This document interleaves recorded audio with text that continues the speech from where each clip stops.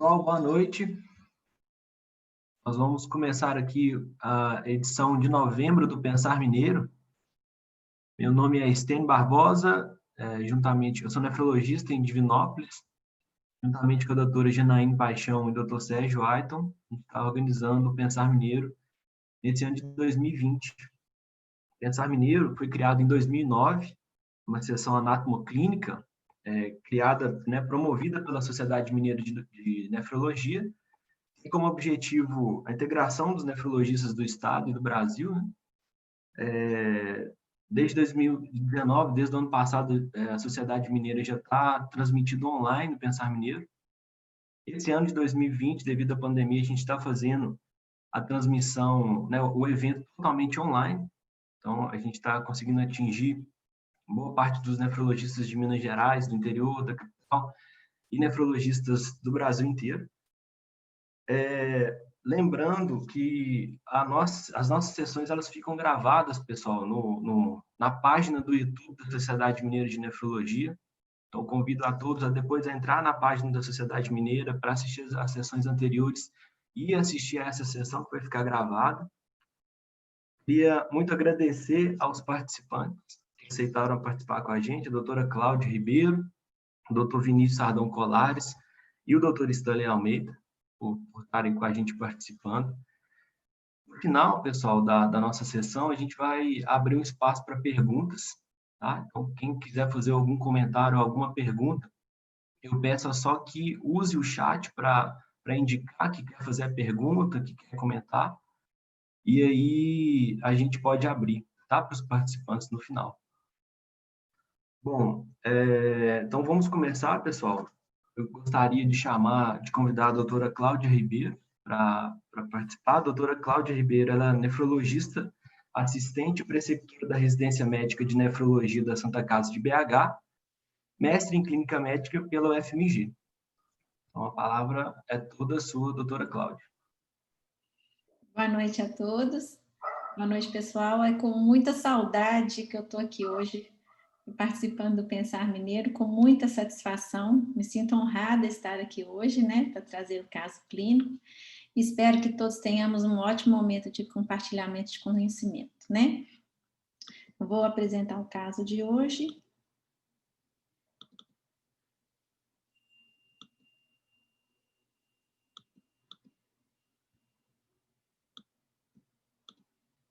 Aqui.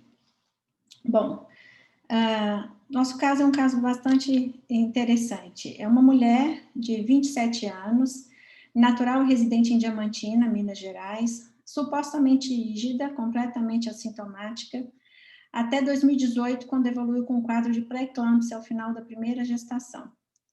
Teve necessidade de interromper a gestação na 34ª semana. No puerpério imediato, ela evoluiu para eclâmpsia, tendo sido feito o diagnóstico também de uma trombose de veia cerebral. Não teve sequelas neurológicas e evoluiu também com uma trombose venosa profunda em membro superior esquerdo.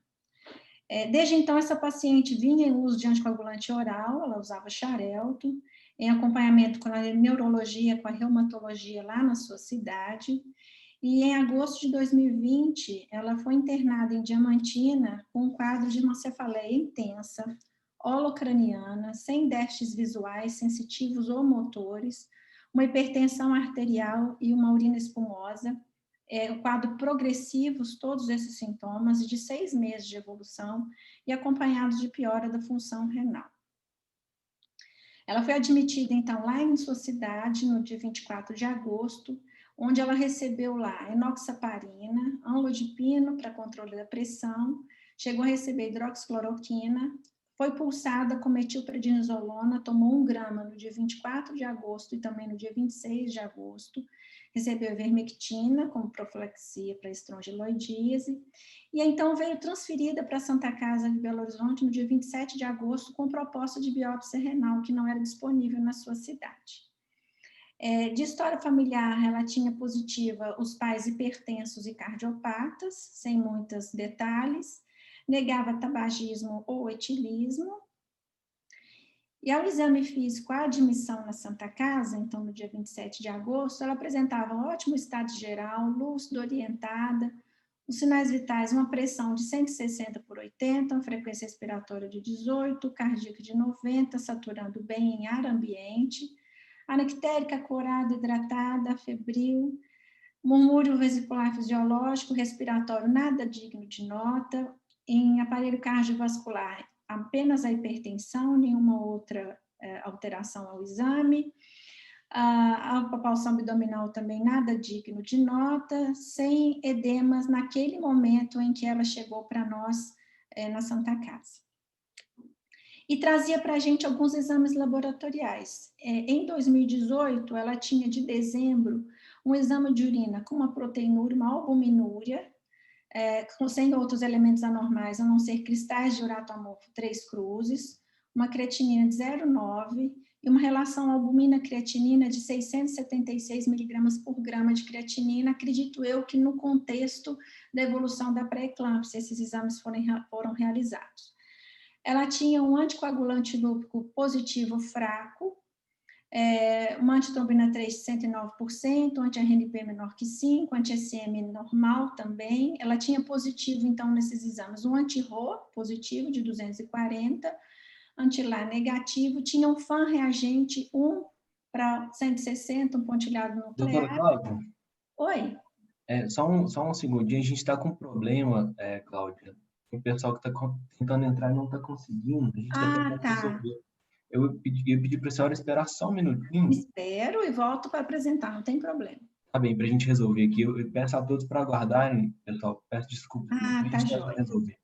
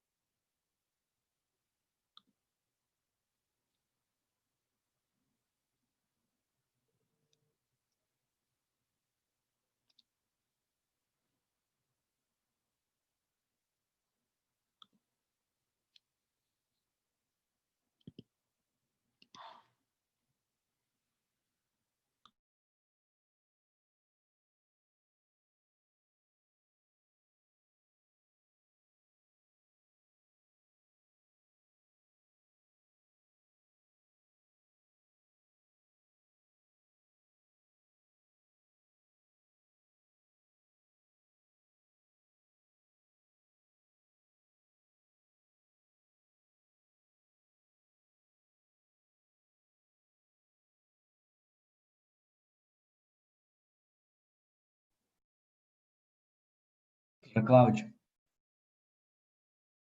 a gente vai poder voltar, doutora Cláudia, se a senhora conseguir voltar um pouco a apresentação, porque tem muita gente que estava tentando entrar, a gente está com problema de chuva aqui na região de Minas, né, Belo Horizonte e Divinópolis.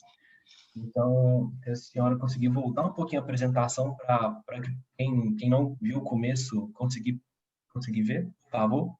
Claro, vou voltar, pode deixar. Obrigado.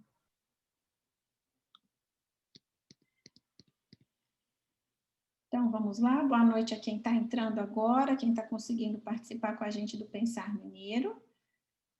Meu nome é Cláudia, eu sou médica nefrologista na Santa Casa de Belo Horizonte, tá? Eu vou trazer um caso para vocês. E, bom, o caso é o seguinte, é uma mulher de 27 anos, natural residente em Diamantina, Minas Gerais, supostamente rígida até 2018, quando evoluiu com o quadro de uma pré-eclâmpsia ao final da primeira gestação, com necessidade de interromper a gestação na 34ª semana. E no puerpério imediato, ela evoluiu para eclâmpsia, tendo sido feito um diagnóstico de trombose de veia cerebral, ela não teve sequelas neurológicas, e também evoluiu com uma trombose venosa profunda no membro superior esquerdo. Desde então, ela estava em uso de anticoagulante, ela usava xarelto, e acompanhamento na neurologia e na reumatologia da cidade dela.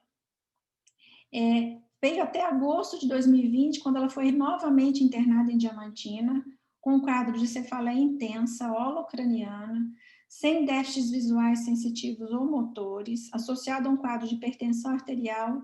Ela relatava uma urina espumosa, quadros todos progressivos de 6 meses de evolução e acompanhados também de uma piora da função renal. Ela foi admitida em Diamantina no dia 24 de agosto. Lá ela recebeu enoxaparina, amlodipino para controle da pressão, chegou a receber hidroxicloroquina, recebeu uma pulsoterapia com metilprednisolona em 2 dias, no dia 24 e 26 de agosto, recebeu também ivermectina, e veio transferida, então, para a Santa Casa de BH, no dia 27 de agosto, para propedêutica, extensão propedêutica e biópsia renal. De história familiar, ela tinha positivo os pais cardiopatas hipertensos, sem maiores detalhes, negava tabagismo ou etilismo, e ao exame físico tinha um bom estado geral, lúcido, orientada, apresentava-se hipertensa, com uma pressão de 160/80, saturando bem ar ambiente, uma cardíaca de 90, respiratório de 18. Estava nictérica, corada, hidratada, cianótica e afebril. A ausculta pulmonar e a ausculta cardíaca não tinha nenhum dado relevante. E a palpação abdominal também não revelava nenhuma alteração, bem como no momento em que ela foi admitida na Santa Casa, ela não apresentava empastamento de panturrilha e nem edemas. Trazia alguns exames de laboratório de 2018, que imaginamos nós fosse a época que ela desenvolveu o quadro de pré-eclâmpsia. Então, em dezembro, ela tinha uma urina rotina que mostrava uma albuminúria, com cristais de uratamorfo positivo 3 cruzes, uma creatinina de 0,9 e uma relação albumina-creatinina de 676 miligramas por grama. Apresentava ainda algumas sorologias, onde tinha um anticoagulante lúpico com presença fracamente positiva, tinha também um anti-Rho positivo, um FAN reagente 1/160 pontilhado nuclear, complementos normais, demais marcadores de prova autoimune também negativos.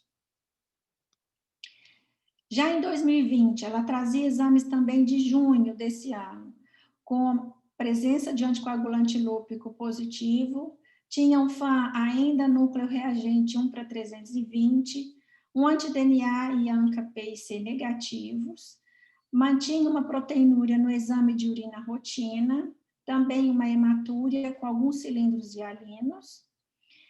Já em agosto, quando abriu o quadro, então, novo da história da moléstia dela, ela trazia sorologias de hepatite B, C e HIV negativas, bem como VDRL negativo, tinha uma albumina levemente reduzida, de 3,1, e uma proteinúria de 24 horas, nefrótica de 4,3 gramas, em 24 horas.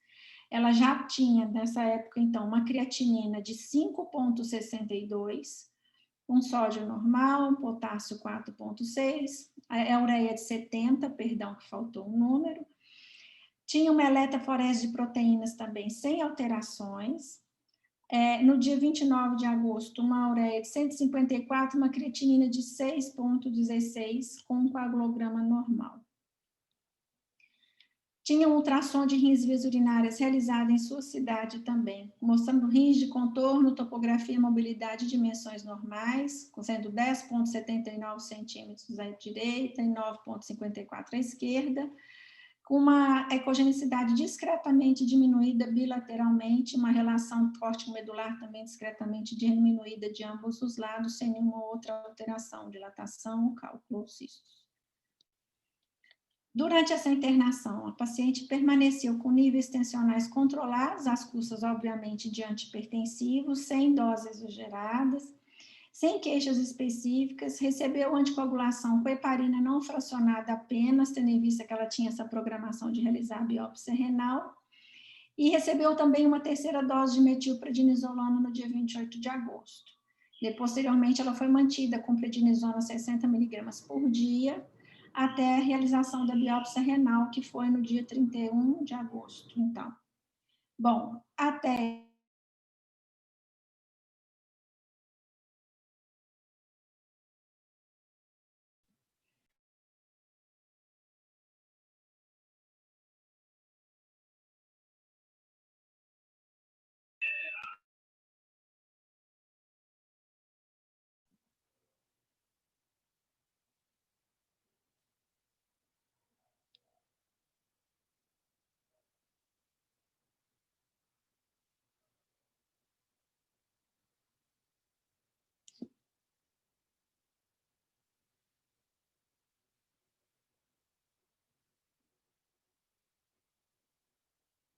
Bom, pessoal, até esse momento, as hipóteses diagnósticas que nós tínhamos, esse é o resumo do caso clínico. Então, paciente que em 2018 desenvolveu um quadro de pré-eclâmpsia na primeira gestação, na 34ª semana, associado a um quadro de trombose venosa profunda e recebia anticoagulação. Naquela ocasião, apresentava uma função renal normal, com alguns marcadores de prova autoimune positivo, como o anticoagulante lúpico e o FA. Em 2020, essa paciente, então, abre um quadro de piora da hipertensão sintomática com proteinúria e insuficiência renal, creatinina que chegou a 6,16, uma proteinúria nefrótica. Mantinha também hematúria associada, com FAN ainda positivo e um anticoagulante lúpico positivo.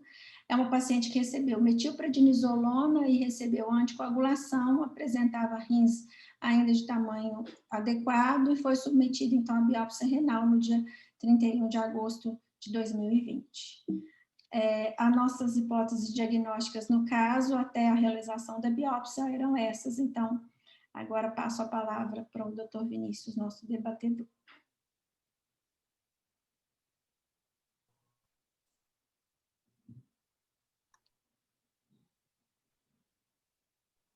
Boa noite a todos. Vou começar aqui a minha parte da apresentação. Prazer estar podendo participar novamente aqui do Pensar Mineiro. Sempre um grande prazer poder participar dessas discussões. Agora com a emoção a mais de ficar com a internet muda um pouquinho, o coração já bate a 1000 aqui para a gente saber se caiu, se não caiu, se vai dar certo. Mas vamos ver aqui como é que vai ficar. Bom, espero que vocês estejam vendo aqui minha tela. Se não tiverem, mandem um recado aqui para mim.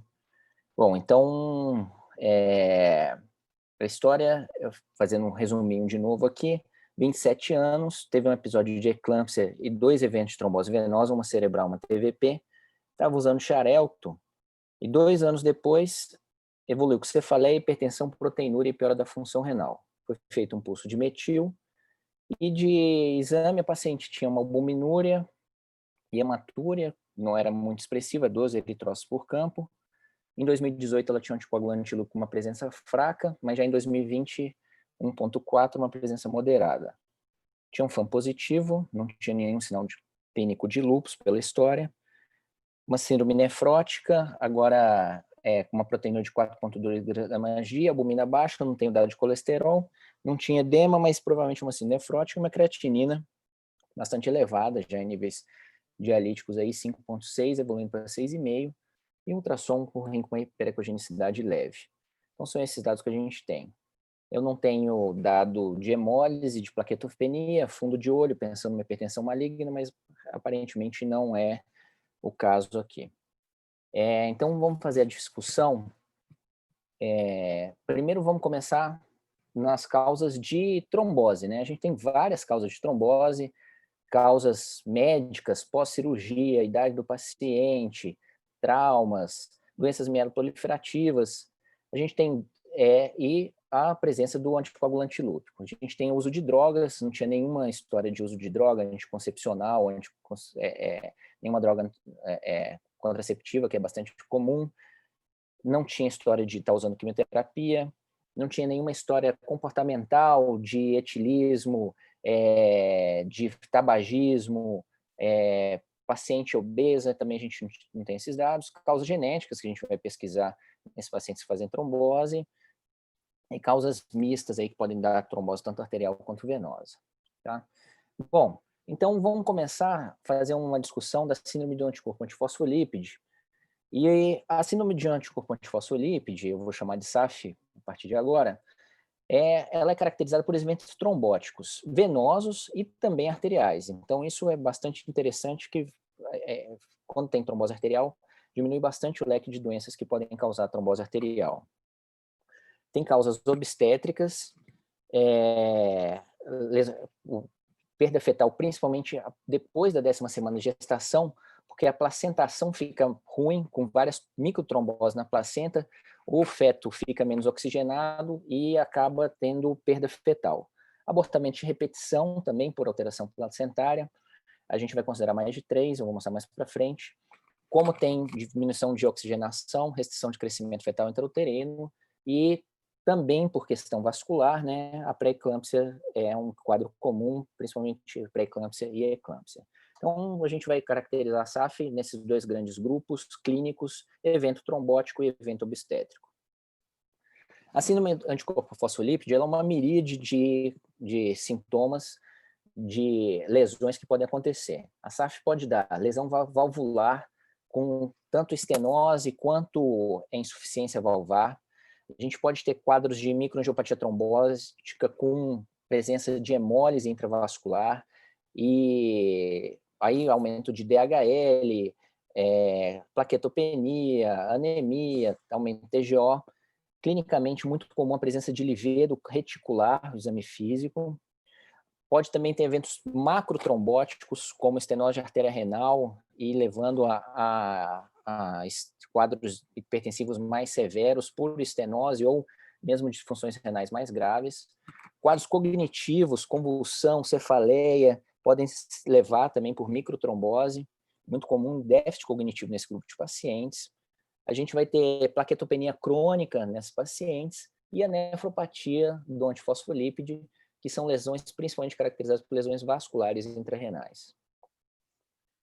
Então, o envolvimento renal. Então, você vai ter a nefropatia da síndrome do anticorpo fosfolípide, você pode ter estenose de artéria renal e trombose da artéria, trombose venosa, infarto renal, hipertensão. Então, lembrar desses quadros, são pacientes bastante hipertensos, num grupo importante de hipertensão difícil de controle, presença de microtrombose glomerular, principalmente quando tem associação com o lúpus, e a síndrome do anticorpo, do anticorpo antifosfolípide catastrófica, que é quando pega mais de 2 órgãos simultaneamente. Então, a pessoa começa com um quadro de AVC, junto com um quadro renal, um quadro de trombose arterial, junto com um quadro nefrológico. Então, são quadros muito, muito graves. Agora, a gente tem que pensar o seguinte, a síndrome do anticorpo fosfolípide, ela está contida dentro dos pacientes que têm anticoagulante lúpico positivo, antifosfolípide positivo. Alguns deles vão desenvolver a síndrome do anticorpo fosfolípide primária, outros vão ter lesões secundárias, eu vou mostrar para vocês sendo o lúpus principal. Tem um grupo que pode ser primário ou secundário fazendo catastrófico e um grupo fazendo a nefropatia. Então, dentro dessa miríade de sintomas aí, a gente vai ter um antifosfolípide positivo. Como é que funciona a fisiopatologia? Então, a gente vai ter uma célula B produzindo anticorpos antifosfolípides. Esse anticorpo ele vai se ligar principalmente não, a beta-2-glicoproteína, presente principalmente na célula endotelial, e uma vez que esse anticorpo se liga nessa célula endotelial, nesse receptor anti-beta-2-glicoproteína na célula endotelial, desenvolve uma cascata de eventos. Eventos inflamatórios com ativação neutrofílica monocitária, ativação de fatores de coagulação, fazendo com que haja trombose intravascular e diminuição de plaquetas, consumo de plaquetas justamente pela formação desses microtrombos. E nas pacientes gestantes, a gente vai ter a disfunção plaquetária, levando a alterações obstétricas, que eu já citei aqui. Então, a gente vai ter muita inflamação, microtrombose e eventos placentários. Agora, a gente tem que ter, uma vez com o anticorpo antifosfolípide, a gente tem que pensar o seguinte, será que tem algum outro fator de risco que está atuando para desencadear eventos trombóticos? Então, ter só o SAF não indica, ter só o anticorpo não indica que esse paciente vai ter SAF. Então, a gente tem que ter isso muito claro na cabeça. Nem todo teste positivo é clinicamente significante. Então, esse trabalho antigo, ele pegou 552 pacientes que foram doar sangue e viram que tinha uma prevalência de anticardiolipina IgG e IgM bastante importante, IgG 6,5% e IgM 9,4%, mas depois de um ano, a presença desse anticoagulante, desse anticorpo, baixou para 1% e com um ano de segmento nenhum desses pacientes teve trombose. Então, é um anticorpo que pode estar presente ocasionalmente, sumir, voltar e não levar a eventos trombóticos. Então, a gente tem que ter muito claro isso na cabeça. A principal doença associada com secundária que levaria a síndrome de anticorpo antifosfolípide é o lúpus, mas a grande parte é primária, que não tem nenhuma associação. Bom, então como é que funciona? Lúpus, 20 a 30% dos pacientes com lúpus apresentam moderado alto risco de ter esses anticorpos. Quem tem esses anticorpos tem mais risco de ter sequelas, mas nem todos vão ter sequelas. Outras doenças autoimunes, mais ou menos, se você for pegar nas doenças reumatológicas, 6% vai ter presença de anticorpos, antifosfolípides. E 100 doenças autoimunes, então a pessoa não tem nenhuma doença autoimune, na gestação, 6% das gestantes vão ter complicações obstétricas relacionadas com a SAF, 10% dos pacientes com tromboses venosas vão ter SAF juntos, e 17% dos acidentes vasculares antes de 50 anos são relacionados à SAF. Então, a gente tem que lembrar que o paciente sem doença autoimune ele pode ter eventos relacionados com SAF. A SAF, a gente tem critérios clínicos, esse critério clássico é o critério de Sapporo. A gente vai ter dividido em 2 braços, eu preciso ter um dado positivo clínico e um dado positivo laboratorial. Então, tem que ter um evento vascular de trombose arterial venosa ou um evento durante a gravidez. Uma morte fetal depois de 10 semanas ou uma morte prematura ou 3 abortos abaixo de 10 semanas.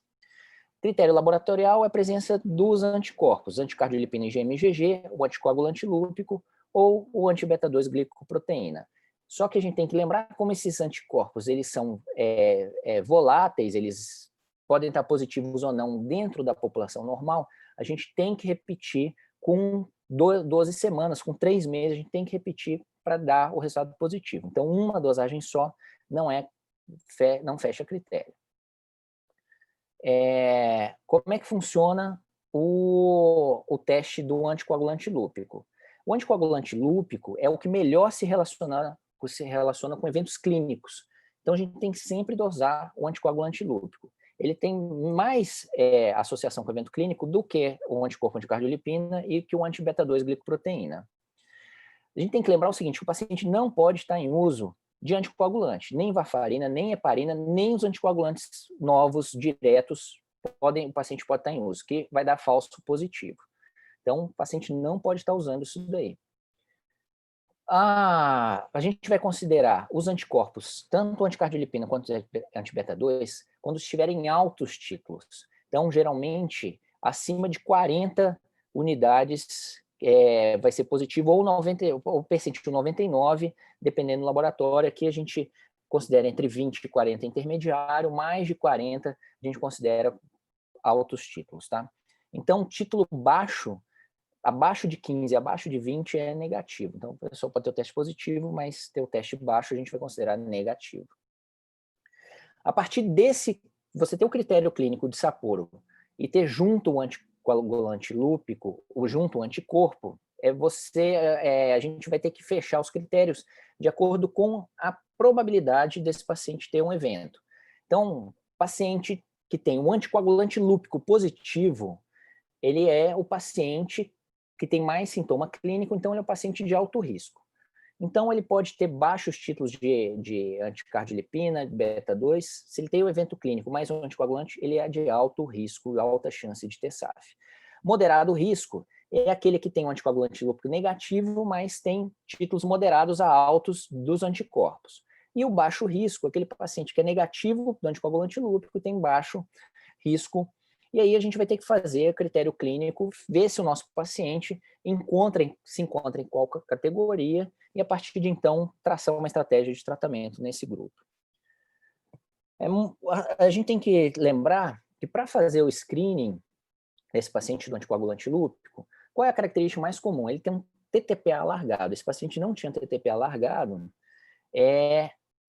mas é sempre uma coisa que chama atenção, TTPA acima de 20%, acima de 1,2 do controle.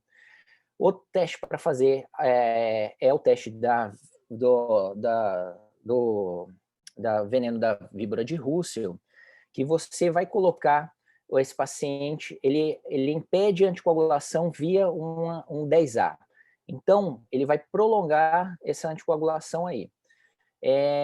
Então, você tem que fazer o TTPA ou o teste. Se ele não prolongou, não aumentou depois que você colocou o veneno, ele não tem anticoagulante lúpico. Se ele está prolongado, você vai fazer um teste da mistura e vai colocar um teste de um paciente controle. E esse TTPA, se ele corrigir, esse paciente não tem anticoagulante lúpico. Se ele não corrigir, você vai fazer um teste com adição de fosfolípide, principalmente caolina, e aí, se ele continuar alterado, mesmo depois de você colocar mais quantidade de fosfolípide, esse paciente tem confirmado um anticoagulante lúpico. Qual é o problema? Esse teste é um teste difícil padronização. Você tem que confiar bastante no seu laboratório, que esse teste está sendo feito adequadamente, da forma certa. Então, a gente tem esse viés aqui de detecção desse grupo de pacientes. Então, uma vez que a gente já fez o diagnóstico, já pensou no diagnóstico, já coletou os exames, quais são as coisas mais comuns nos critérios clínicos? Bom, primeiro é primário ou secundário. Então, 53% dos pacientes vão ser quadros primários nesse trabalho de 2002, que ele pegou 1.000 pacientes com SAF.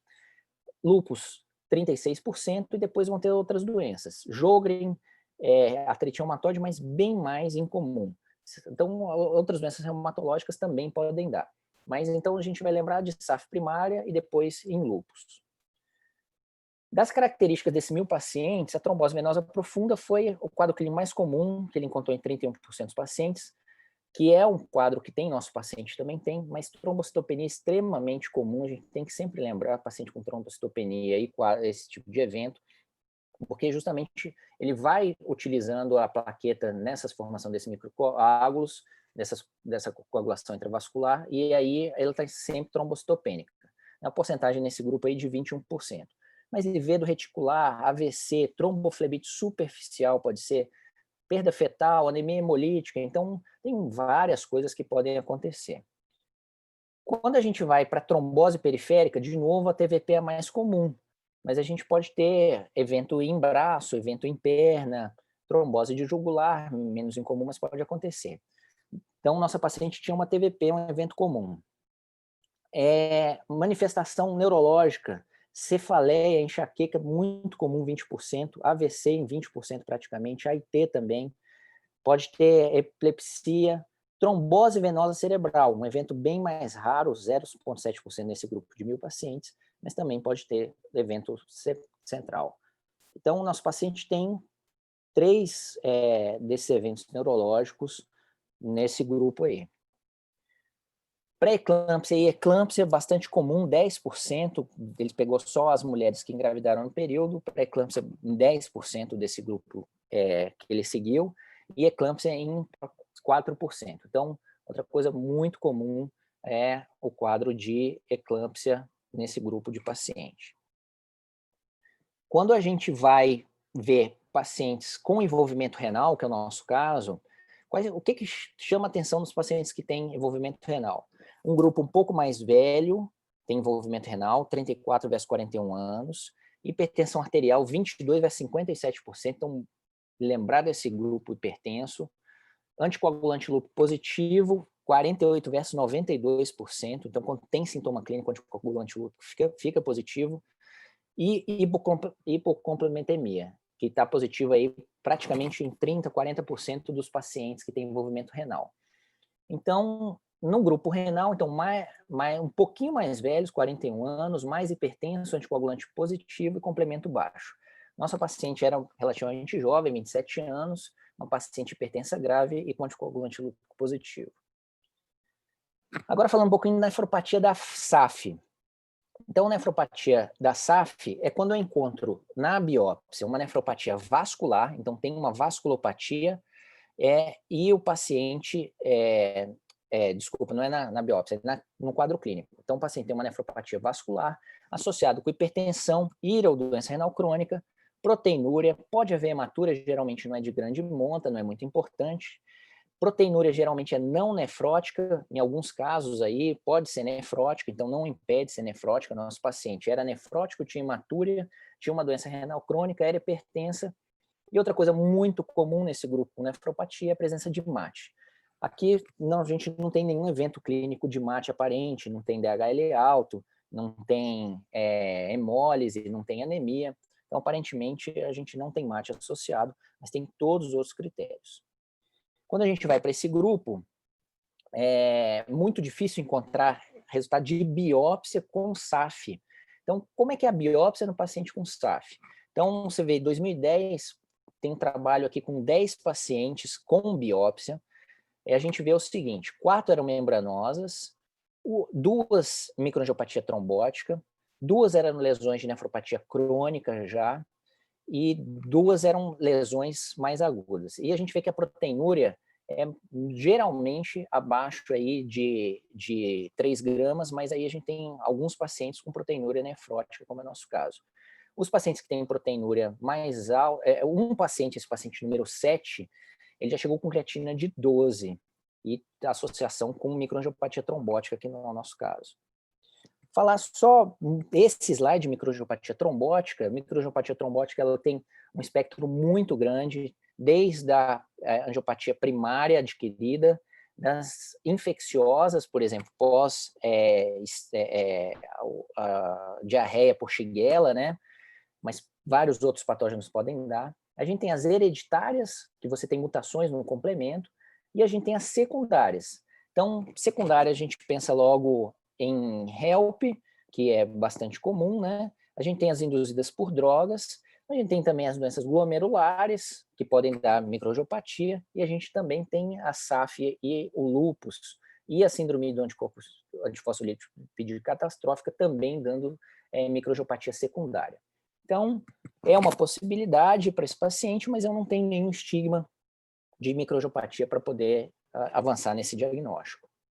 Uma vez que eu faço o diagnóstico dessas microangiopatias de presença de anti-DNA, FAM positivo, eu vou fazer o tratamento da doença de base, assim como também, a partir do momento que eu faço o diagnóstico de doença glomerular, eu vou tratar a doença glomerular, porque essa microangiopatia está se devendo a uma doença de base e a gente vai fazer o tratamento específico de suporte para esse tipo de doença.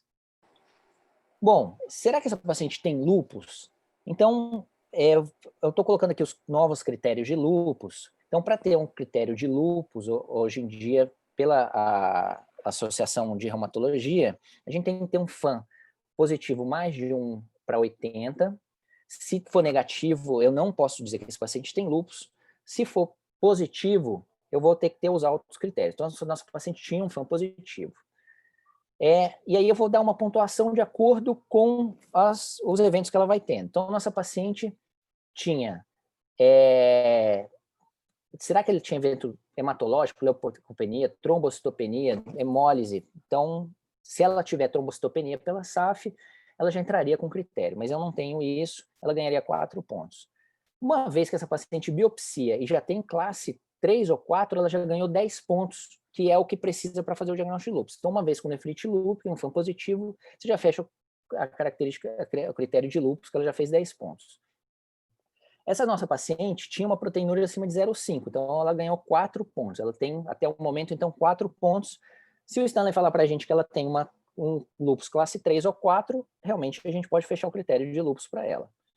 E o anticorpo antifosfolípide, um anti-beta-2, um anticardilipina, um anticoagulante, dá 2 pontos. Então, o que eu tenho na mão agora é que essa paciente tem uma proteinúria com um FAM positivo e um lúpus, então ela tem 6 pontos. Então, pelos critérios atuais, a não ser que o Stanley fale para a gente que ela tem uma biópsia classe 3 ou 4, eu vou dizer que essa paciente tem lúpus. Mas até o momento eu não tenho critério para dizer que essa paciente tem lúpus. E como é que é o lúpus com nefropatia? Então, o lúpus com nefropatia, como é que funciona? Então, esse é o grupo, olha só, 9 pacientes só, lúpus com nefropatia. Você vai ver que ele tem uma prevalência muito mais alta de classe 4 e principalmente classe 4. A gente vai ter muito mais microangiopatia trombótica, muito mais hiperplasia de íntima e atrofia cortical. Então, são pacientes mais graves e com uma presença de 1/3 dos pacientes com o MAT. A gente tem que lembrar aqui esse artigo recente da Lilian, da Unicamp, aqui, mostrando que tem várias coisas na biópsia que podem mimetizar a microangiopatia trombótica. A gente tem, então, um patologista bom aí para de fazer o diferencial. Então, doenças com ANCA, imunomediadas, infecções que podem mimetizar, mas o patologista consegue ver detalhes aí para não fechar essa doença com microangiopatia, sim com essas desordens, cria proteína, deficiência de alicate, então são doenças que podem mimetizar, mas que não são microangiopatia trombótica. Bom, uma vez que a gente fez o diagnóstico de antifosfolípide e esse paciente tem um evento trombótico, eu vou ter que diferenciar se esse paciente tem lúpus ou não tem lúpus para fazer o tratamento. Se esse paciente tem lúpus, eu vou começar a tratá-lo do lúpus e iniciar a hidroxicloroquina. Nosso paciente, até o momento, a gente não tem esse critério de lúpus e a gente vai fazer, investigar quais são os fatores de risco que ele tem. Se ele fuma, se não fuma, e vamos, a partir daí, fazer o tratamento aí de anticoagulação, pensar na anticoagulação. Bom, então se esse paciente tem trombose vascular, como no nosso caso, trombose venosa, eu vou deixar um NR entre 2 e 3. Trombose arterial, aí é muito mais complexo, tem um certo debate na literatura, eu vou deixar com varfarina o NR entre 3 e 4, ou eu vou usar AS com varfarina entre 2 e 3. Então, trombose arterial, a gente tem que anticoagular bem o nosso paciente aí para evitar outro evento. Na gravidez, a gente tem uma série de coisas para fazer, mas geralmente esse paciente vai usar enoxaparina com AS nesse grupo. E nosso paciente que teve uma recorrência de trombose. Então, como é que a gente vai tratar esse paciente que tem recorrência de trombose? Então, recorrência de trombose, se ele estava realmente no nível que eu queria, entre 2 e 3, eu vou ter que aumentar o varfarina para ele e deixar entre 3 e 4. Se ele estava usando um dos anticoagulantes novos, eu vou ter que mudar para o anticoagulante, para varfarina. E os anticoagulantes novos, eu posso usar em SAF? Então, eu tenho aí 4 trabalhos importantes. Esse RAPS foi o primeiro trabalho. Ele não mostrou a diferença entre os grupos, mas todos eram pacientes de baixo risco de evento trombótico. Ele mostrou que os dois foram semelhantes. 2,2% versus 2% de evento trombótico. Mas o paciente, o TRAPS Trial, que eram todos pacientes de alto risco, mostrou que o grupo rivaroxabana teve 7,7% de eventos, todos eles arteriais, então casos graves, contra 0% no grupo varfarina.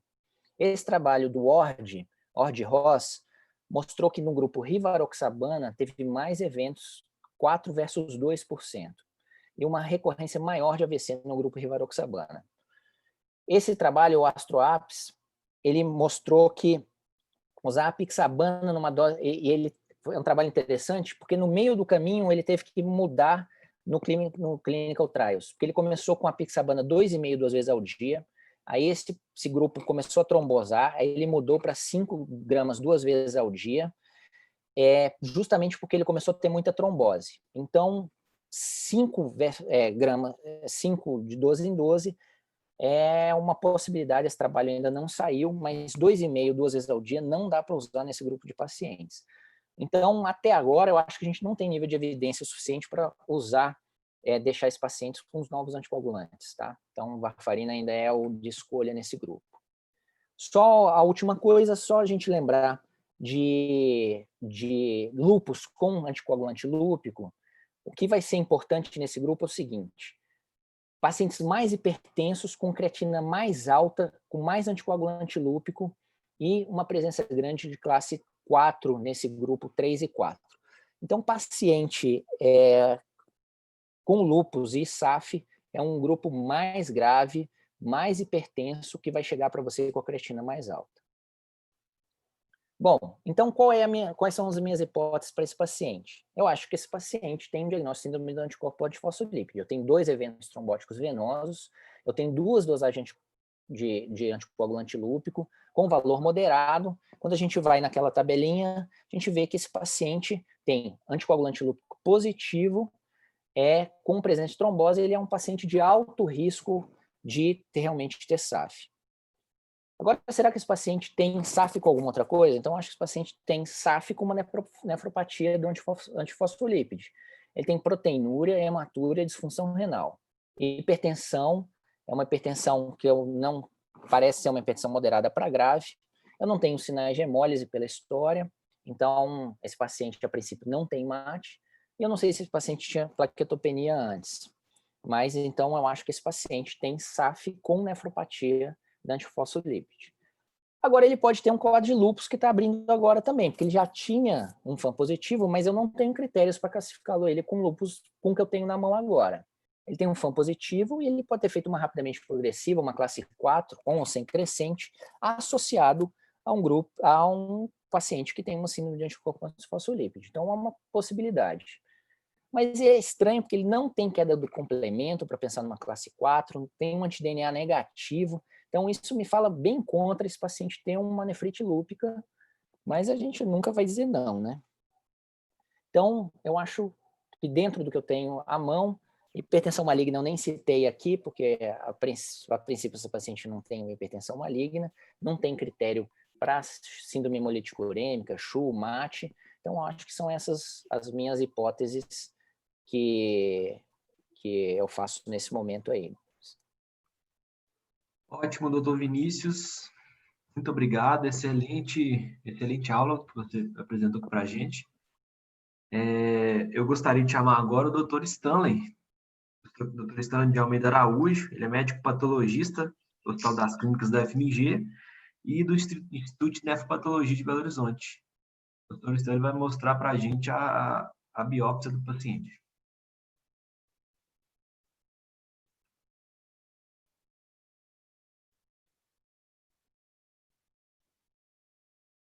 Aqui tem isso. Liberar o microfone.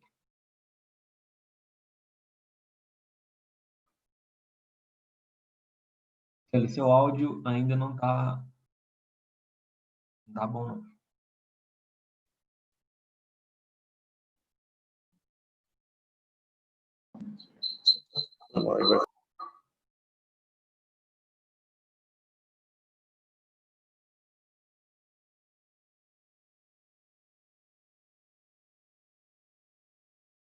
Aqui, alô. Tá escutando agora? Agora sim, beleza. Beleza, obrigado. Então, boa noite, gente. Obrigado aí pela oportunidade de estar aqui hoje discutindo com pessoas tão boas que eu admiro tanto, Vinícius, a Cláudia, excelentes apresentações. E eu vou tentar contribuir um pouco aí com essa discussão. Então, vou agora compartilhar. Eu já estou compartilhando já a tela? Você mesmo que controla isso ou não? Eu estou procurando. Ainda não, Stanley. Você clica embaixo em compartilhar. Ah, sim. Agora já achei. Share. Ok. Não. Pronto. Agora. Peraí que eu estou procurando.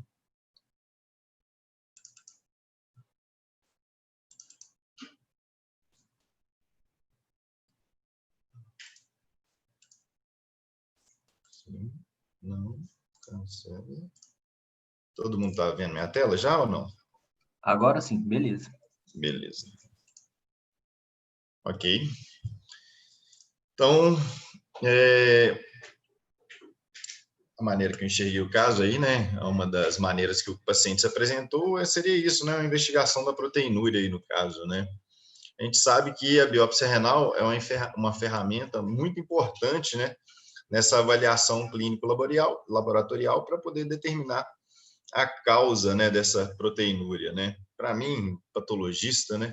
Para mim, biópsia é a coisa, o trem, troço mais tecnológico que já inventaram da medicina, química, física, né? Porque puxando a sardinha para o nosso lado de patologista, mas é porque esse quadro aqui exemplifica bem claramente por que isso acontece, né? A gente tem nessas figuras aqui, a gente pode falar, por exemplo, aqui, eu estou vendo uma hemácia falsizada, então eu consigo falar que tem um gene produtor de uma hemácia falsizada. Aqui eu consigo falar que tem uma membrana fina, hora grossa, hora fina. O paciente tem uma alteração genética, então a biópsia está me dando isso. Eu consigo falar que isso é um amiloide, então mostrando que o paciente tem a produção de proteínas anômalas que estão depositando ali no rim.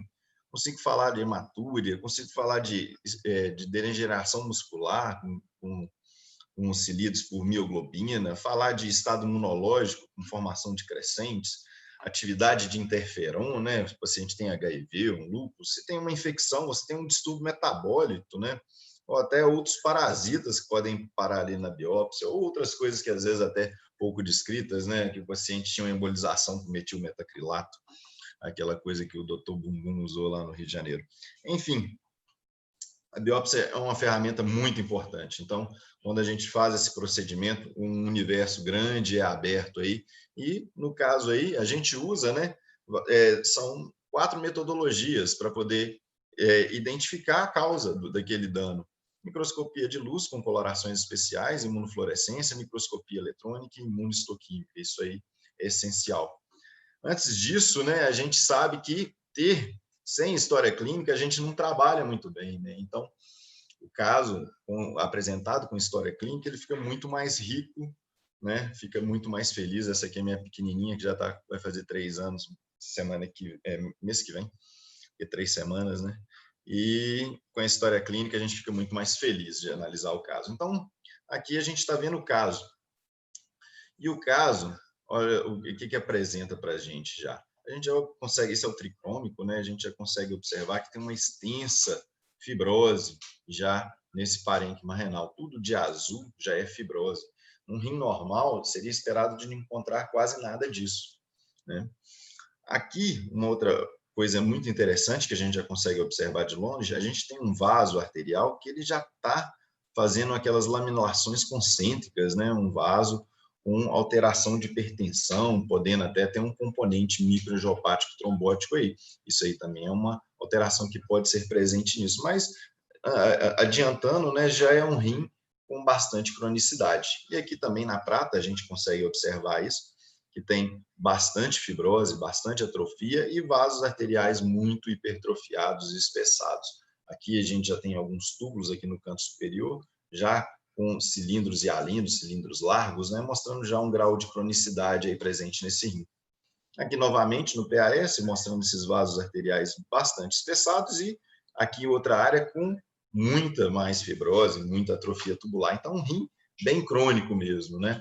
Mas vamos concentrar aí no glomérulo, o que ele pode dar de informação útil para a gente, né? Então, aqui a gente tem um glomérulo que a gente consegue ver que as alças capilares estão retraídas, né? Já quase obliteradas. Aqui a gente tem a luz de vaso, aqui outro vaso, mas a gente vê que na periferia da maioria das alças a gente não encontra mais lúmen vascular. Aqui tem um lúmen aberto, aqui tem outro lúmen aberto, mas aí a gente encontra em volta dessas alças essa hiperplasia de podócitos, né? Fazendo uma coroa, olha só, uma coroa podocitária em torno dessas alças capilares glomerulares obliteradas, esclerosadas, né? Então, é isso que a gente conseguiu extrair, né? A gente tem esclerose com colapso de alças, hiperplasia de podócitos num rim bastante crônico. Vamos ver o que a imunofluorescência pode contribuir para a gente, né? Aqui a gente tem o IgG, e aí não se assuste quando a gente encontra essas marcações, né? Porque são consideradas marcações inespecíficas, elas não estão globalmente representadas, né? E com aquele grau de atrofia e fibrose, isso pode ser inespecífico. Assim, a gente associando ao IgA, a gente não encontra muita marcação também. O IgM, a gente encontra realmente uma marcação bem mais expressiva, só que em áreas de esclerose das alças capilares, que é a mesma área que a gente encontra o C3. Então, mostrando áreas que a gente chama de trapping, né? Porque é uma falsa positividade aí que a imunofluorescência ocasiona, né? Quando você vai para a eletrônica, provavelmente a gente não encontra imunodepósito com isso, não. C1q negativo, né, frustrando aí a possibilidade de lúpus, realmente um lúpus ativo. Se a gente não encontra um C1q positivo, né, realmente é uma coisa que desfavorece de sobremaneira, né, porque o lúpus gosta muito de ativar a via clássica. Fibrinogênio também negativo, um capa marcando igualzinho aquelas áreas de GG, uma área mais de trapping, né, provavelmente, né, assim como lambda. Então, tendo aqueles achados de uma ótica com glomérulos, com esclerose de alças, hiperplasia de podócitos, a gente pensou mesmo no glomerulosclerose focal e segmentar, uma variante colapsante. E o que isso traz, né? A gente sabe que a variante colapsante é frequentemente relacionada a infecções virais, né? HIV, parvovírus, dengue, zika, CMV, vários outros, né? Mas também estão presentes etiologias não virais, por exemplo, doenças autoimunes, tipo lúpus, doença vascular crônica isquêmica, microangiopatia trombótica, o CHUA, o SAF, hipertensão arterial, neoplasias hematológicas, uso de alguns medicamentos, tipo pamidronato, pode causar, o próprio interferon. Então, isso daqui é o cerne de tudo que a gente encontrou. A gente encontrou também aquelas lesões da hipertensão, né? E também a gente quis passar a mensagem que realmente era um rim que já tinha muita fibrose, muita atrofia, que poderia ser uma doença renal em estágio terminal que talvez a gente pudesse pouco esclarecer, sendo a melhor possibilidade diagnóstica disso, né? E a microscopia eletrônica aí poderia ser bastante interessante, porque se realmente a gente não encontrar nenhum depósito, olha, a hipótese de lúpus vai ficar menos favorecida ainda, né? E se a gente encontrar apenas lesões podostárias, a gente vai ratificar o que a gente estava vendo aí na microscopia de luz e pensar alguma coisa. E aí está a microscopia eletrônica. O que a gente consegue ver na microscopia eletrônica? Aqui a gente tem a alça capilar, muito enrugada, corrugada, né? Olha só que ela começa a fazer voltinhas sobre ela mesma, né? Esse aspecto de enrugamento da membrana basal, a gente vê muito em quadros isquêmicos crônicos, pode estar relacionado à própria esclerose mesmo, mas é uma coisa que também chama atenção em quadros isquêmicos, microangiopáticos, né? E aqui a gente também encontra, né, uma lesão podocitária difusa, olha só, revestindo a alça capilar, que é o espaço urinário, né? A gente encontra que o podócito está com seus pedicelos difusamente fundidos e achatados, né? E é o mesmo aspecto que a gente encontrou difusamente, não sendo identificado ao longo aí dessas alças capilares nenhum aspecto clássico de imunodepósito. Essas áreas um pouco mais escurecidas, mas intercalando com algumas gotículas, isso pode ser hialinose, né, que a gente vai ver gotícula lipídica de meio a um material mais eletrodenso. Mas o que a gente via mesmo, realmente, essa podocitopatia difusa num glomérulo já muito agredido, né? E aí a gente ratificou aquilo que a gente encontrou na microscopia de luz e falou, olha, uma podocitopatia extensa podendo corresponder a uma geste colapsante. Só que essa geste colapsante, a gente vai voltar, né? Se a gente voltar aqui, a gente entra no mesmo problema, né? Tem etiologia viral ou não viral, e sendo que aí pelo quadro clínico, né, parecia alguma coisa muito vascular. Olha, experiência lá do pessoal do Arkansas, né, de 30 anos com biópsias renais, o que eles viram? Olha, GEFS colapsante, a gente encontra essas infinidade de doenças que podem estar correlacionadas, né, HIV, infecção viral, tuberculose, lúpus, né, e também, né, então aqui todas mostrando uma lesão colapsante, né, o quadro clássico de GEFS colapsante, mas é interessante, a gente aqui mesmo no laboratório, a gente descreveu isso aí relacionados à infecção viral, era uma coisa que é possível aí para esse paciente, como às vezes passa desapercebido, né? Mais de 50%, não é só dos, pelo menos a informação que eu tinha antes, né? De Covid passava como falso negativo, né? Dengue também, mais de 50% passam assintomáticos, né? Mas uma coisa que é interessante é isso, né? A glomerulopatia colapsante, ela pode estar presente aí morfologicamente no contexto de lesões microangiopáticas trombóticas. E isso a gente pode ser o achado, né? E é o que melhor correlaciona aí com esses achados clínicos, né? E pelo que eu observei, seria a minha opinião, relacionado aí a essa síndrome do anticorpo fosfolípide, né? Causando lesões microangiopáticas trombóticas, né? Eu desconfio disso, né? Mas saber, eu não tenho muita certeza, não. Como já dizia lá o João Guimarães Rosa. Era isso, gente. Obrigado. Beleza, Stanley, muito obrigado. Excelente apresentação. Gostaria de chamar agora, Stanley, você vai ter que parar de compartilhar sua tela no mesmo lugar. Vou chamar de volta agora a doutora Cláudia para dar o desfecho final do caso clínico.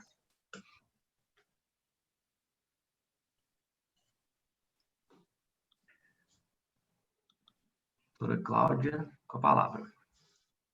Obrigada, Stênio. Bom, depois de 2 super aulas, eu não tenho nem até vergonha de falar, porque foi tão explicativo tudo, né?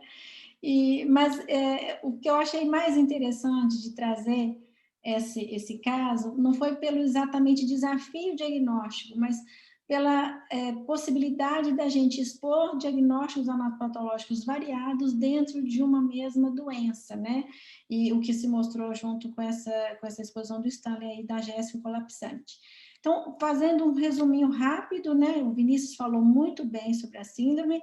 É uma doença sistêmica autoimune, caracterizada por uma combinação de trombose, morbidade gestacional e presença de anticorpos antifosfolípides circulantes.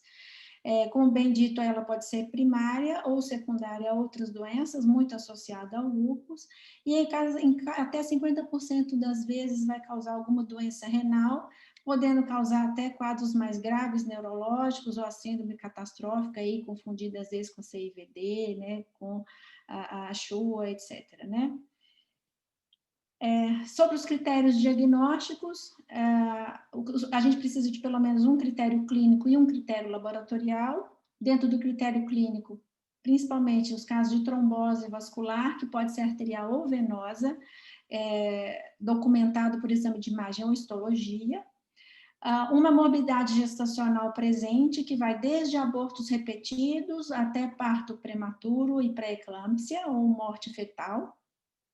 E associado a um critério laboratorial, que é a presença desses anticorpos antifosfolípides, que são representados pelo anticoagulante lúpico, talvez o mais importante deles, os anticorpos anticardiolipina, IgG e IgM, e os anticorpos anti-beta-2 glicoproteína 1. Né? Então, a gente tendo a presença desses critérios, de um critério laboratorial, sendo que esses laboratoriais você tem que ter pelo menos 2 dosagens com pelo menos 12 semanas de intervalo, e um critério clínico, seja trombose ou uma morbidade gestacional, você fecha o diagnóstico, né? No caso da nossa paciente, a gente também ficou um pouquinho duvidoso se ela não apresentava um quadro de lúpus, e a gente tinha muita esperança que a biópsia trouxesse esse diagnóstico, mas bem colocado aí pelo Vinícius, apesar dela ter alguns fatores positivos aí que remetiam a um provável diagnóstico, ela não tinha nenhum outro critério clínico nem laboratorial, ela não consumia complemento, e a biópsia renal também não mostrou nenhuma evidência. A gente tinha até esperança que a microscopia eletrônica trouxesse para a gente as inclusões tubuloreticulares no endotélio, mas nem isso foi visto.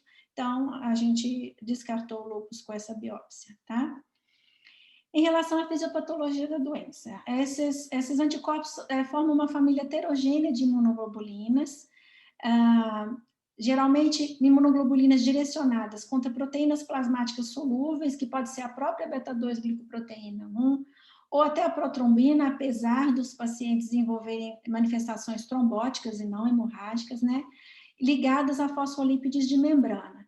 Esses complexos dessas proteínas com fosfolípidos, eles podem se formar virtualmente em qualquer célula endotelial, macrófago, células inflamatórias, plaquetas. E esses anticorpos antifosfolípides, na verdade, eles podem fazer parte da imunidade inata, e eles participam do clearance de corpos apoptóticos, tanto é que até 5% da população saudável pode ter anticorpo antifosfolípide positivo, sem manifestação clínica nenhuma de doença. Eles já foram demonstrados, esses anticorpos, em lesões de isquemia, por exemplo, na reperfusão mesentérica mediada por complemento, e em rejeição aguda no pós-transplante renal, eles podem estar associados às lesões anatomopatológicas, e já foram identificadas a presença desses anticorpos antifosfolípides contra, por exemplo, a beta-2 glicoproteína 1 em várias doenças infecciosas, como vírus, bactéria, parasitas, inclusive, né? O citomegalovírus é um vírus bastante descrito, a presença de anticorpos antifosfolípides em doença por citomegalovírus. E como é que funciona isso? Geralmente é uma doença que precisa de 2 hits, né? Um primeiro hit que vai estimular a produção desses anticorpos antifosfolípides circulantes, e um segundo hit, que pode ser inflamatório, infeccioso, tóxico, por exemplo, tabagismo, por exemplo, a exposição a altas cargas de estrógeno, imobilidade, um estresse inflamatório qualquer, cirúrgico, etc., que aí vão aumentar a expressão de fator tecidual, expondo mais esses anticorpos, esses antígenos aos anticorpos antifosfolípides, e de alguma forma esses anticorpos antifosfolípides eles vão alterar as proteínas reguladoras da cascata da coagulação, sobretudo a proteína C e S. Um modelo mais ou menos que explica isso, Vinícius comentou um pouquinho, seria relacionado à beta-glicoproteína 1. Normalmente, essa proteína é solúvel no plasma, ela tem essa conformação em forma de rodinha. E quando ela se liga a superfícies carregadas negativamente, ou lipopolissaccáride, por exemplo, ou só estimuladas por vírus ou infecções bacterianas, ela abre essa proteína, ela expõe um epítopo de ligação com esses anticorpos antifosfolípides que antes estavam circulando, mas não causando doença.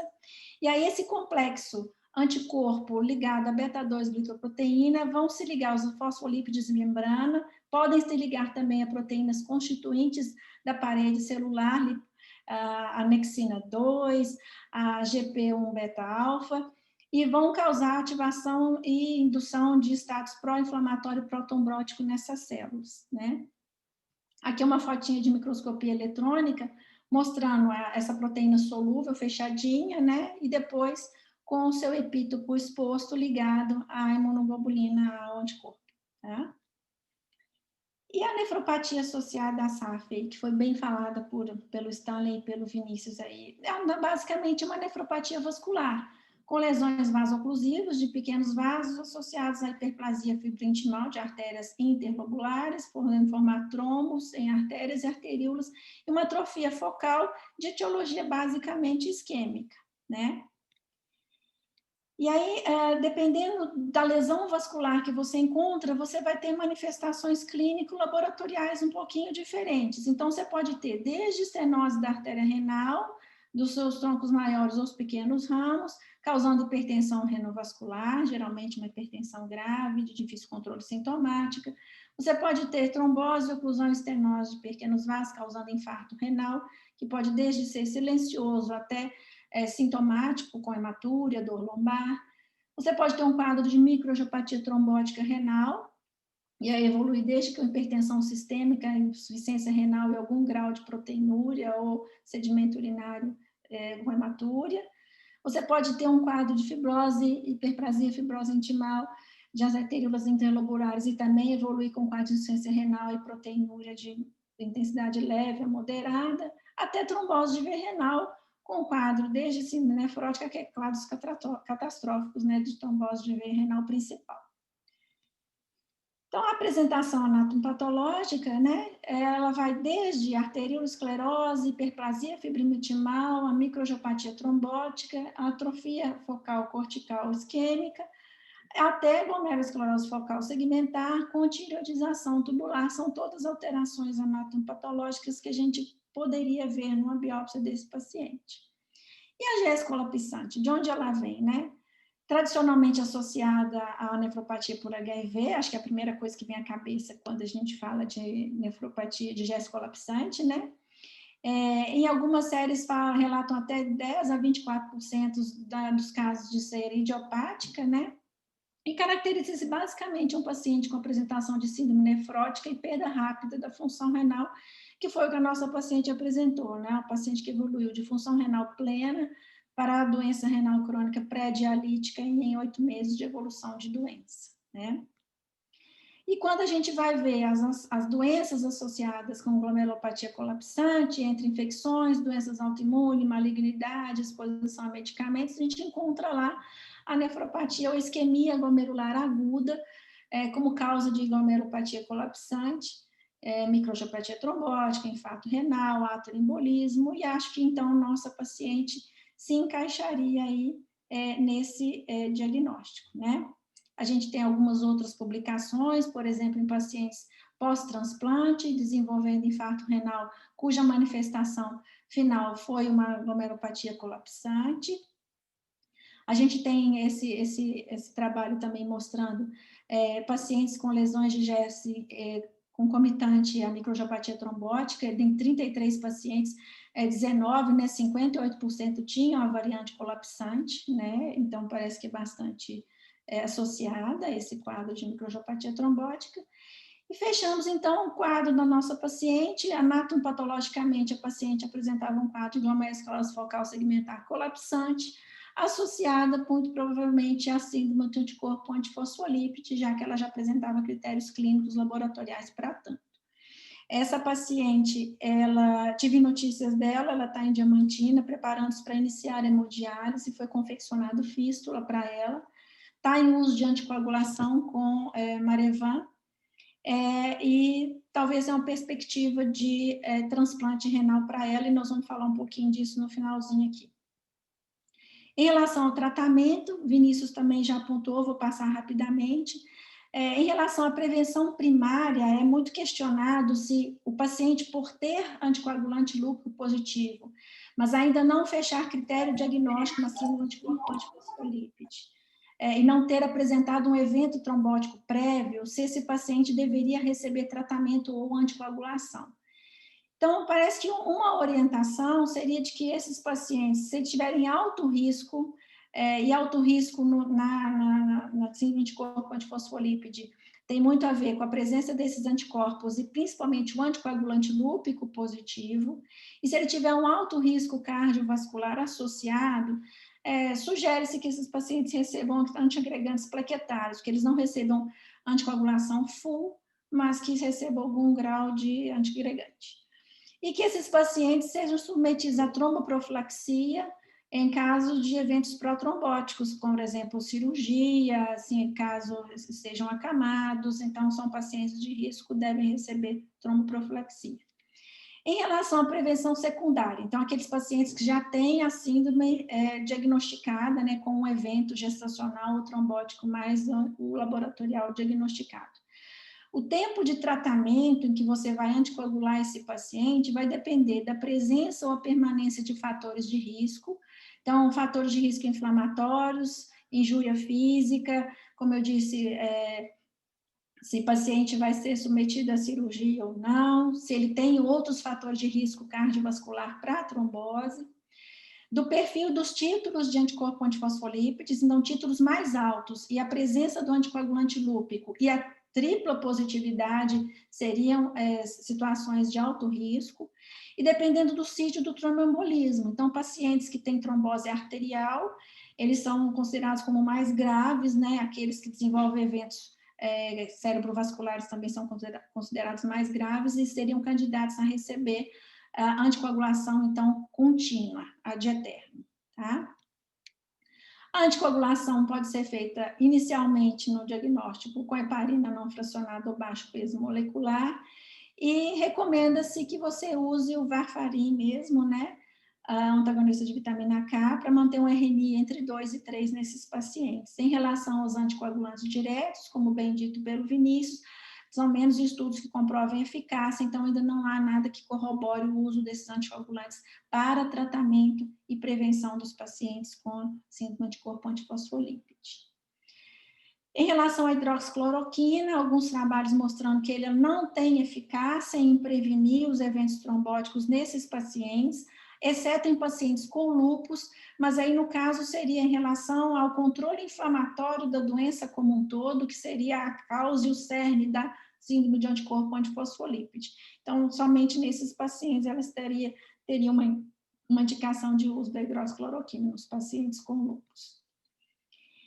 E a presença desses anticorpos em pacientes com doença renal crônica terminal. O que se tem é que são comuns, é comum a presença desses pacientes que evoluem com trombose repetidas de acesso, principalmente pacientes que têm prótese, né, como acesso de vascular para hemodiálise. Se isso seria um motivo para que esses pacientes recebessem profilaxia, só pela trombose de acesso, há controvérsias pela dificuldade que né, de anticoagular o paciente renal crônico dialítico, com toda a morbidade que a anticoagulação pode trazer.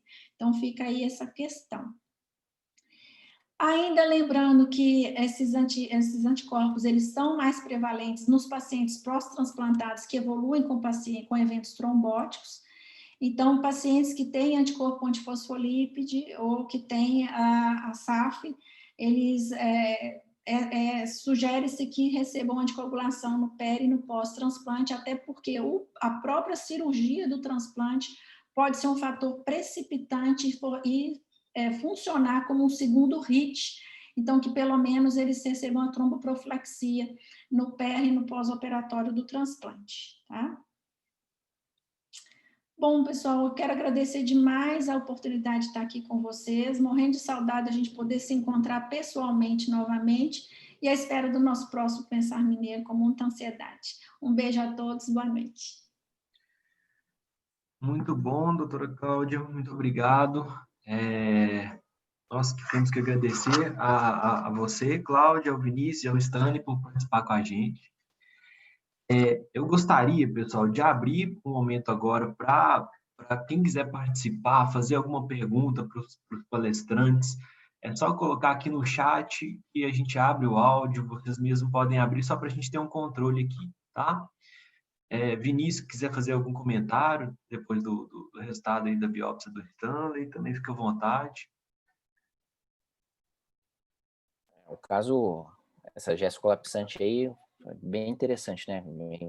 A gente não tem muita biópsia de SAF com glomerulopatia, vocês viram que a casuística é bem pequena, né? Então, é bem interessante aí. Não passou no radar de falar em gesto colapsante, mas essa parte aí a gente tem que sempre lembrar que tem várias doenças que podem dar, né? Bom, pessoal, eu vou esperar alguém fazer alguma pergunta. Até alguém fazer alguma pergunta, eu vou fazer aqui uma pergunta. Uma pergunta prática para o Vinícius e para a doutora Cláudia.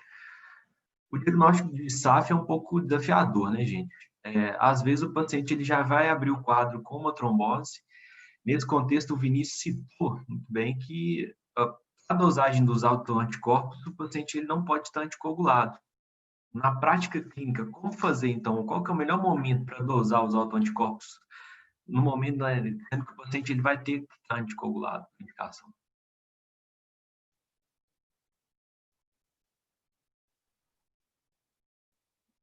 É muito difícil, né? Porque o paciente que tem um evento grave e veio um positivo... Eu estou com um paciente agora internado na Santa Casa. Trombose arterial de artéria renal, um anticoagulante lúpico positivo. Não vou suspender, não vou repetir daqui a 12 semanas, né? Eu acho que o paciente corre muito mais risco de eu fazer um diagnóstico perfeito e de livro que nesse caso. Mas a gente tem muito caso duvidoso, né?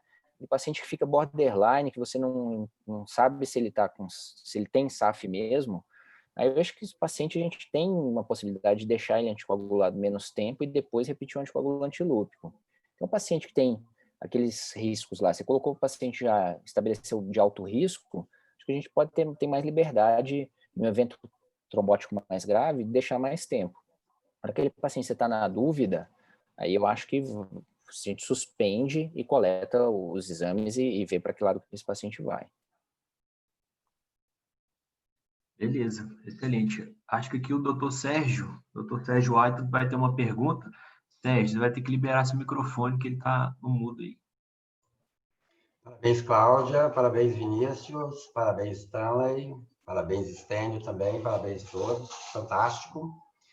Bom, eu vou dirigir a pergunta ao Vinícius e à Cláudia, quem se interessar a comentar. Uma coisa que intriga muito os nossos residentes é um aparente paradoxo que existe entre a nomenclatura dessa patologia e os fenômenos clínicos que a caracterizam. Nós estamos falando de uma síndrome do anticoagulante lúpico. Então, em princípio, entendeu? Seria paradoxal nós tratarmos essa patologia com substâncias anticoagulantes. Mas faz todo sentido, conforme vocês descreveram, porque, na verdade, ela se manifesta exatamente ao oposto do que o próprio nome diz. Ela não é uma síndrome que se manifesta por fenômenos hemorrágicos, ela é uma síndrome que se manifesta por fenômenos trombóticos. E quando nós fazemos exames laboratoriais, o que a gente vê, conforme vocês descreveram, é que realmente nós temos testes de coagulação alargados. Então, alguém teria alguma explicação simples que convencesse e que esclarecesse esse aparente paradoxo do nome da patologia com os fenômenos que ela manifesta, para os nossos residentes que costumam ficar intrigados com esse aparente paradoxo? Olha, Sérgio, o que a gente lê a respeito é que é uma gama muito variada de anticorpos, e contra vários antígenos diferentes. Como eu até citei lá, um dos antígenos é a própria protrombina. Então, se eu estou inibindo, se eu estou indo contra a minha protrombina, era realmente para eu manifestar eventos hemorrágicos, já que eu não vou ter a formação da trombina e a formação do trombo de fibrina. Mas existem outras proteínas da cascata da coagulação que são autorreguladoras, como proteína CS, que também são alvo desses anticorpos. Então, uma explicação deles seria isso. Outra coisa que eles citam bastante seria a questão inflamatória gerada por esses anticorpos. E a exposição de fator tecidual, de alteração mesmo de endotélios e a própria inflamação seria um fator que propiciasse a formação e a ativação da cascata da anticoagulação. Então, mais a via inflamatória do que propriamente localizada naquele antígeno específico ali, direcionado daquela imunoglobulina, daquele anticorpo, sabe? Só lembrando aqui uma coisa, que o que foi primeiro descoberto foi que era essa alteração do tempo de coagulação, do TTPA alargado. Então, por isso que é um anticoagulante, que in vitro ele aumenta o tempo de coagulação, mas em vivo, por causa dessas todas essas coisas que a Cláudia já falou, ele faz trombose. Então, na verdade, é uma coisa mais histórica, né? Começou depois que foram descobridos os anticorpos. Então, primeiro começou com o quadro laboratorial. Perfeito. Essa também eu acho que realmente é muito interessante, mas eu acho que é legal esclarecer isso, porque frequentemente isso gera muita dúvida entre quem está começando o estudo da nefrologia, porque aparentemente são fenômenos paradoxais. Mas, conforme a Cláudia disse, você também, Vinícius, e eu acho que isso também serve de lição para a gente. Nem sempre as coisas in vitro funcionam como as coisas em vivo, às vezes, paradoxalmente. Mais uma vez, muito obrigado, parabéns a todos. Pessoal, gostaria também de agradecer. Acho que a gente não vai ter mais nenhuma pergunta. Se alguém quiser, pode manifestar. Mas, então, gostaria de agradecer aos palestrantes mais uma vez, Cláudio, Vinícius e Stanley. Foi excelente a nossa sessão. Gostaria de agradecer a todos os participantes que tiveram aqui à noite com a gente. Lembrar a todo mundo que essa sessão ela ficou gravada, tá, gente? Então, tá lá na página do YouTube da Sociedade Mineira de Nefrologia. A gente consegue ver todas as sessões anteriores também. Bom, esse ano, infelizmente, é a nossa última sessão do Pensar Mineiro. Ano que vem, a gente vai ter, com certeza, mais sessões nesse novo formato. A gente vai conseguir fazer, talvez, mais vezes, né? Então, boa noite a todos. Até a próxima. Tchau, tchau, pessoal.